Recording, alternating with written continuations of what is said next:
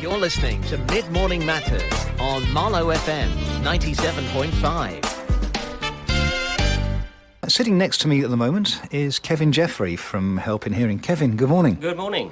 And tell me a bit about hearing tests, because I know that's something that you and the company which you work for, we'll talk about that a bit later on, you specialise in hearing tests, don't you? We do, yes, all aspects of ears, in fact, so hearing tests, wax removal, and everything to do with ears. How many people have hearing loss? Well, it's estimated that in the UK, approximately 9 million people have hearing loss, which is about 1 in 7 or 1 in 6. And out of that, about 6.7 million is estimated that they would benefit from having some kind of amplification to help them. Do many people suffer from this, if suffer is the correct word, do many people suffer from this without going to see an expert, or do people usually come to see you as soon as they notice the hearing loss? Hearing is one of these funny things because it's something that creeps up on you. It's not something that usually happens suddenly. And unlike vision, where the ironic thing is that if you can't see clearly, you can see that you can't see clearly.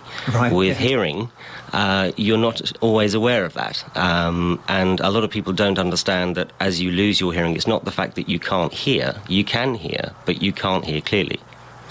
I suppose certain people can hear certain frequencies and not other frequencies, I guess. Yes, so as we get older, what happens is that the spectrum of hearing that we have declines, and we start to lose the higher frequencies. So what ends up happening is that within speech, high frequencies are very important for your speech understanding. They're the consonant and the sibilant sounds. They're the S and the T's. And because they reduce, you end up where you can hear the voice, but you're not getting the definition. And so what happens is that you start to notice, for example, in a social environment that you're struggling now to hear what the person is saying to you, or the volume of the television is going up, because you can hear the program, or you can hear you can hear the voices, but you're not getting that actual distinction of voice. Is that the kind of hearing loss that people have when they have what I would call like the cocktail room problem, which is you can hear a lot of there's a lot of background noise of other voices, and you're trying very hard to listen to the voice that's right opposite you. Yes, so again, we have this ability with when our hearing system is working correctly, we have this ability to be able to tune in and out of what it is we want to listen to. So let's say you and I are in a pub and we're having a beer and we're having a conversation, and somebody says something that catches your attention. You can almost sort of focus in on that person. But as the hearing changes, as that deteriorates, we seem to lose this ability. Right. Certainly I've noticed in myself, if I'm in a room with lots and lots of people, maybe just waiting to go into a function in the sort of the small hall outside, hundreds of people talking together, it's quite hard to speak to or listen to the person directly opposite me. Yes, but it's difficult to do that anyway, even with normal hearing. Right. So we do struggle in background noise, which is why background noise is loud, because everybody's having to raise their voice in order to be heard. That sounds like a spiral that never stops, that does. So tell me about some of the research that's being done about in hearing and cognitive decline. Yes, so this is something that we have suspected for some time, that there is a link between hearing loss and cognitive decline, and obviously we know cognitive decline leads towards things like dementia and Alzheimer's. Now, not saying that hearing loss is going to cause dementia or Alzheimer's, because it's a multifactorial condition. But what is prevalent is that with all of the research that's taking place, hearing loss is present in all of these conditions. And I think it's more to do with a change that happens to your behaviour as a result of over time. And we're not talking, weeks or months, but years. Your hearing is reducing, and you start to change your behaviour to combat this. So, for example, as we were talking about the cocktail party effect, you're going to restaurants, you're going socially to meet friends at the pub, and you're finding it increasingly difficult. So you stop going. sort of groups and family situations you start to avoid. So you're now changing your behaviour, and you don't realise that you're doing this. And if we talk about,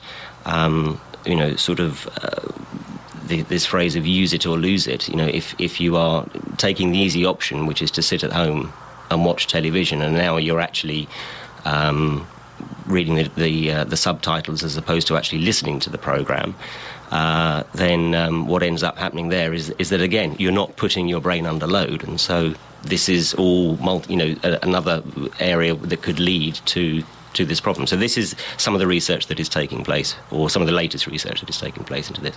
And also some of the latest research has led into, I guess, some fairly big advances in hearing aids from when I remember them, from when my mother and grandmother used to have them. But Jeremy, you're a hearing aid wearer as well. Can you tell us about your experience?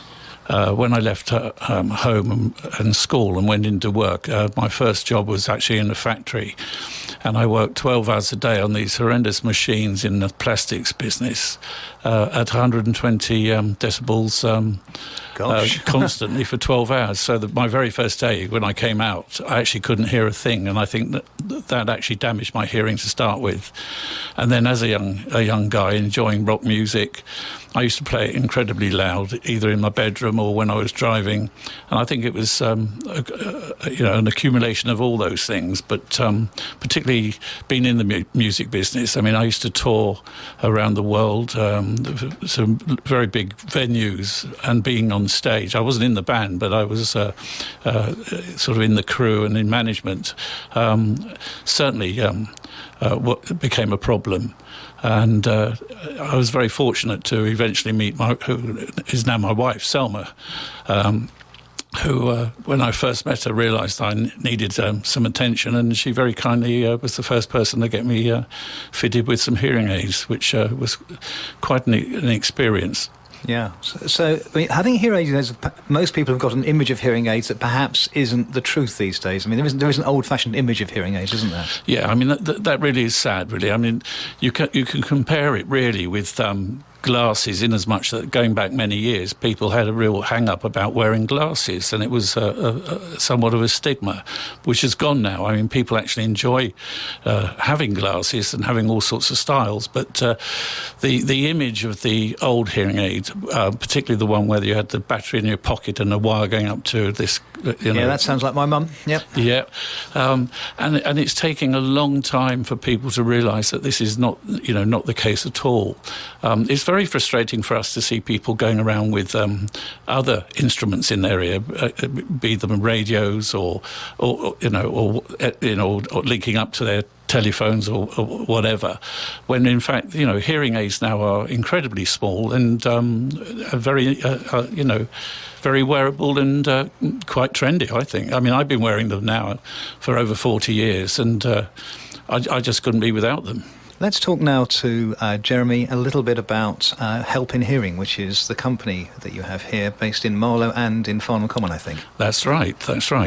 Well, Selma, who is my wife and our main audiologist and chairman and founder of the company, Selma was working for many years in London, around Cavendish Street and Harley Street. We both live together, obviously, and we live in Watlington in Oxfordshire, but I used to live in Marlow, and we were aware of that it would be rather nice at some stage for Selma not to travel so often, and she'd always had the ambition to have her own company. And we were very friendly with a chap called John Andrews, who actually had an existing company in Farnham Common and operating once a week out of Marlow. And John was coming to the age when he felt he'd had enough and wanted to move on. So that's when we approached and made an offer and bought his company, which was in those days called John Andrews Hearing. And Help in Hearing was then born, and that was in, when was that? In 2007. So we've been around now for a while and have been building the company, and it's going from strength to strength because Selma is passionate about people's hearing. It's not all about selling hearing aids for us. It really is helping people, and we do it in significant ways, in all sorts of ways that Kevin can perhaps fill you in more than I can. But but the company was basically founded to help people in the area to the best of our abilities. And I know that you have offices very close by, actually, in Glade Road. That's right. Here in Marlow, yes? That's right. So, Kevin, tell me a little bit about the fact that you have clients that have stayed with you for some time because they value the fact that you're not just there to sell hearing aids, you really are there to care for them. Yeah, it's. I mean, again, I've known Selma for many, many years, and I worked in the West End of London, the medical district as well. And what you find very often in that respect is that you have a lot of people that have maybe tried hearing aids from other companies or have specific maybe a less straightforward problem.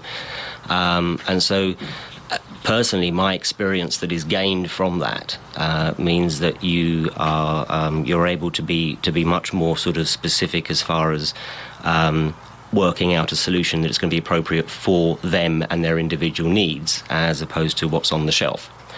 And so we've had many clients who we've looked after since, when we were working in London, and then since moving up to here. I've been with Jeremy and Selma for 11 years, and I still have many clients that have come with me from sort of defected from London and come up to see me here, because again, a little bit like your dentist, a little bit like, not so much these days, unfortunately, with the GPs, but it used to be with the doctor. You're used to seeing that you want that continuity of service and the same person that you trust to be looking after you. As Jeremy was talking about, with his hearing aids and the fact that they are very small and discreet, but it goes a lot much further than that as far as what the instruments are actually capable of doing. So we think of people that would wear these Bluetooth devices that connect to their phone. You can do that with a hearing aid. Yeah. And you can stream the telephone call directly to them. You can have the instruments that are you don't even have to answer the phone. You just touch the device and it will answer connect to the phone for you. You can talk to them using the microphone of the hearing aid as your talkback.